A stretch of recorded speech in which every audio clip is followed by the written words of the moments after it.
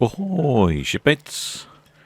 At the end of a very hot week here in the Port of Southampton, conditions have turned, and it's time again to capture more lightning on the cameras here in port.